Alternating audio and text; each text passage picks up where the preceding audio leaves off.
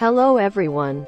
This time we'll introduce Anima, a summoned monster that appears in FF10. I think many users will be left with a strong impression due to its very impactful appearance and appearance scenes.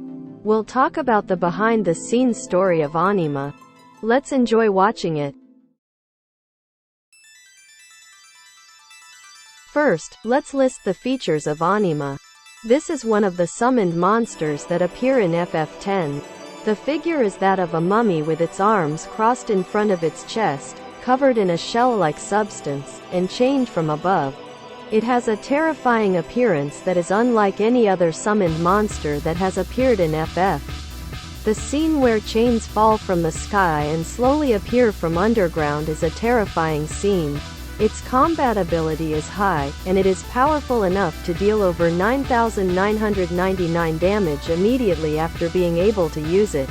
Uses powerful techniques such as Pain, which instantly kills the opponent, and Oblivion, which unleashes 16 consecutive attacks.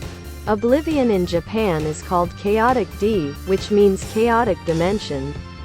Dark Anima will appear in works after international version.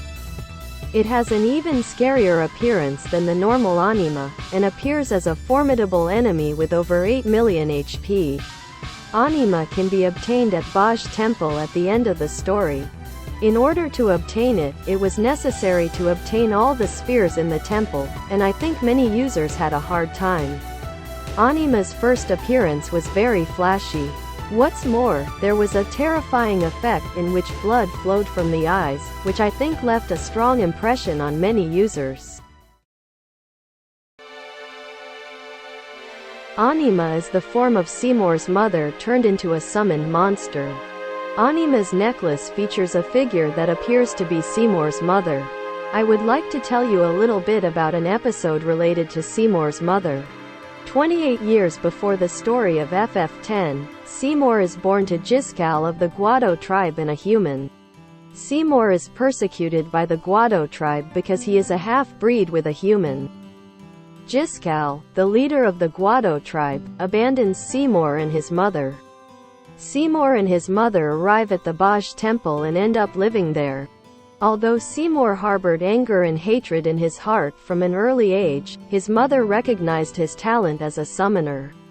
His mother realized that her life was short and wanted to save him, even if it meant only her soul. In order to become his son's final Eon, her headed to Zanarkand with him. Once she reaches Zanarkand, she becomes Seymour's final Eon. But Seymour was unable to accept the power due to his sense of loss after his mother's death, and moved to Baj Island. Seymour was then released from exile and returned to Guadosalam, where he was given charge of the Makalania temple. But the hatred in his heart does not disappear, and he decides to carry out his idea of bringing death to all of Spira. Seeking power for his plan, he once again goes to Zanarkand and gains the power of Anima. He then sealed Anima on Baj Island. Seymour then kills his father, Jiskal, and becomes the leader of the Guado tribe. Time passes, and Seymour's mother's soul comes into contact with Yuna and her friends who visit Baj Island. Seymour's mother became final Eon because she wanted to help her son, but she regretted it, thinking it was her fault that her son became possessed by power. She decides to lend her power to Yuna in hopes of stopping Seymour, who is trying to gain great power by becoming one with sin. When summon Anima in the final battle with Seymour, there is a line that can hear after the battle. He fought against his mother, who was his only source of emotional support, and finally left for another world with Yuna's help.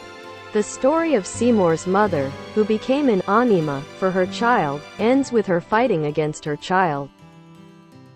By the way, Seymour's mother looks similar to Edia, who appears in FF8, and Faye's mother, who appears in Xenogears.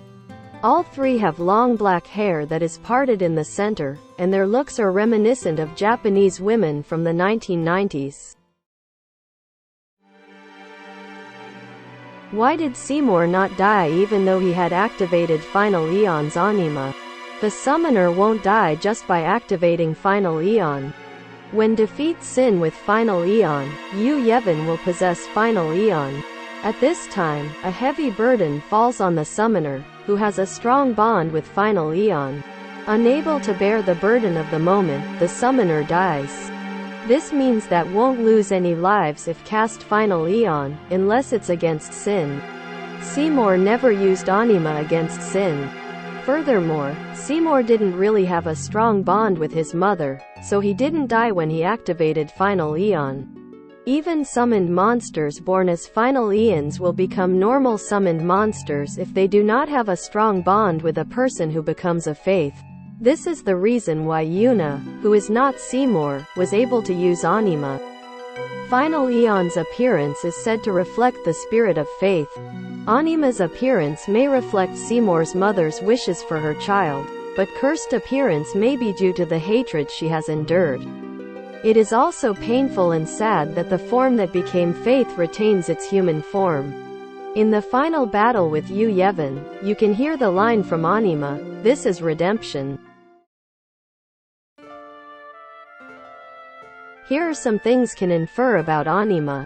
Anima is the Latin word for soul, and in Jungian psychology, it means the unconscious feminine side of men, and represents the ideal woman from a man's perspective. On the other hand, the masculine side within a woman is called animus. When using oblivion, an anima appears from another dimension, but it seems that during the development stage this anima was planned to be named animus. There are 4 stages of the anima in Jungian psychology. The first stage is biological anima. This is the stage where feel physically attracted to women. In other words, this is the stage where are prioritizing physical attraction over the other person's emotional attraction. Eve, who appears in mythology, is often cited as a symbol of this stage. The second stage is romantic anima. This is the stage where feel an inner attraction to women in addition to physical attraction. It can be said to be at a stage close to romantic feelings. It is said that women like Helen, who appears in mythology, refer to this stage. The third stage is spiritual anima. This is the stage where seek unconditional love from a woman. It can be said that are attracted to the warmth of a mother's heart. It is said to refer to a woman like the Virgin Mary who appears in mythology. Fourth stage is wisdom anima. This is the stage where seek an inner charm that transcends femininity. It can be said that it has a fascination that envelops all living things, young and old, men and women, and perhaps even non-humans. This stage is said to refer to a woman like the goddess Athena who appears in mythology. It is believed that these 4 stages became the motif of Anima. For example, it is said that Eve committed a crime and was forced to suffer pain when giving birth to a child as punishment. The appearance of Anima being restrained by chains and the painful effect when using pain are thought to be a motif of Eve as a sin. The Virgin Mary is depicted wearing red clothes and a blue cloak, with the colors red meaning God's mercy, and blue meaning heavenly truth. The red and blue shell of Anima is thought to be a motif of the Virgin Mary. It is said that the Anima in the 4 stages is strongly influenced by the mother. For a man, the first woman he encounters in his life is his mother. Therefore, it is said that by meeting women other than their mother, they will form an image of a woman different from that of their mother. For Seymour, a woman other than his mother probably refers to Yuna. He lived with his mother from an early age, and it is thought that her mother's presence was very important to him. In order to carry out his plan to become a Sin, Seymour sets his sights on Yuna, but gradually becomes attracted to her. In the story, there are 4 battles with Seymour, but why was it necessary to fight him 4 times? I think this shows that Seymour had 4 stages of Anima towards Yuna.